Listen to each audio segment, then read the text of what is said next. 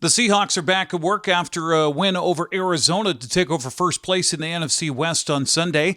They'll be in the Meadowlands this Sunday to take on the New York Jets. Now, while the Jets have struggled to a 3-8 start, the Seahawks are 6-5, and as I mentioned, leading the NFC West.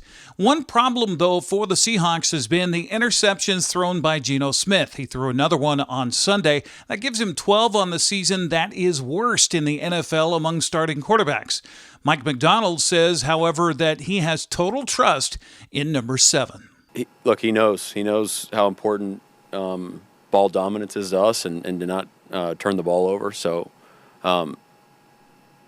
he knows that we can't do that in those situations, and we know he can't. But it's not like we're losing trust in him or anything. We got his back, and a lot of the things that makes Geno a great player is his playmaking ability. So there is a fine line of, arguably won us the game at the end of the with, 0 checks and extending plays and commanding the line and giving him autonomy to do what he feels he needs to do in that moment. So there's a balance there. You never want to take the playmaker out of the player. So making some decisions to protect the ball in those moments, you could probably, be a little more careful in those situations, but there was a fine line there. Seahawks and Jets kick off at MetLife Stadium Sunday morning at 10 o'clock. That game will be broadcast on Fox. Well, the Seattle Kraken picked up a road win at Anaheim last night, knocking off the Ducks by a final of 3-2. After being benched for a couple of games, Shane Wright stepped up for the Kraken and scored the first goal of the game as Seattle went on for the 3-2 victory. Seattle maintains. Bjorkstrand, center blue line for Evans. Back to Bjorkstrand, shot, tip, scores!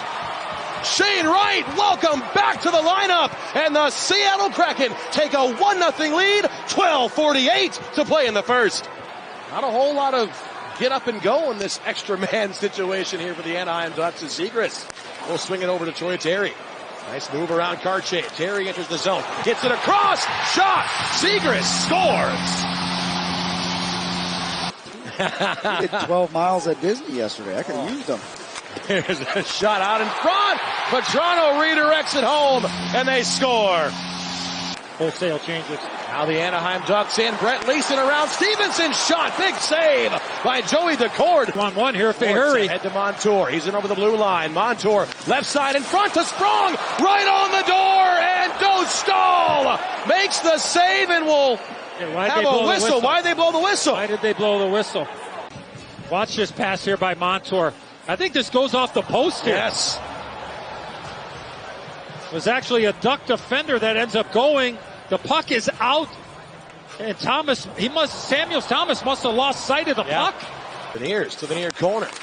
Burakovsky chased after it. Anaheim beats him to it, though. Kraken reset. Franker Evans in front. McCann looks for Burakovsky. Scores! Andre Burakovsky! He's off the schneid, and the Kraken tie the game at 2. Do another one there for Berkey. Back to the point. Montour scores! A bomb from Montour, and the Kraken take the lead early in period 3. Face-off win, right back, Monty. What a job there. Was that Tolvanen that ends up jumping in the air? Right there, look at him. He jumps right in the air. And JT and E, what did we talk about in that second period? Yep. Where do you shoot the puck on Dostal? Where do you shoot it? Want to go high? Top half of the net. Seattle and Anaheim will meet again, this time at Climate Pledge Arena in Seattle, coming up tomorrow night at 7 o'clock. That game will be broadcast on King 5 and Kong TV. The Wenatchee Wild head for Kent to take on the Seattle Thunderbirds in Western Hockey League action tomorrow night. The Wild are fresh off an 8-3 loss on the road at Portland, and while things didn't go so well for the Wild, one thing that has gone particularly well is the penalty kill. Wenatchee leads the entire Western Hockey League in penalty kill minutes, 84+%. As far as Austin Andrade is concerned, that's great, but they hope to be more consistent on both ends of the ice. He met with Dan Kuntz this morning on Wake Up Wenatchee Valley. It's huge for these guys, and it shows that they're putting in the. It shows that they're capable of putting in the effort. Right now, the guys are working on getting things going consistently, a full 60 minutes, one night after the next, all 20 guys. When you're a consistent hockey club, you win games. And this group is, I think, getting close to that.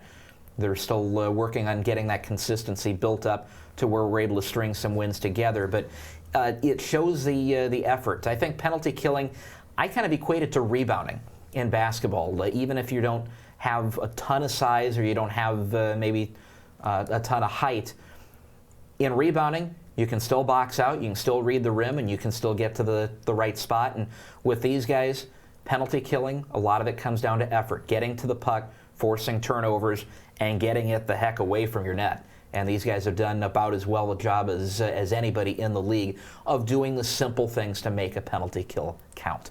Also, good news announced this week for the Wild as Daniel Hauser, their goalie, will be playing Division I hockey next year for the Wisconsin Badgers. Got one heck of a history. They won 6 national championships so far. Haven't won one in about 20 years, but it's a group that has won championships all the way back to the 60s. They've had almost 100 guys go to the NHL from Wisconsin.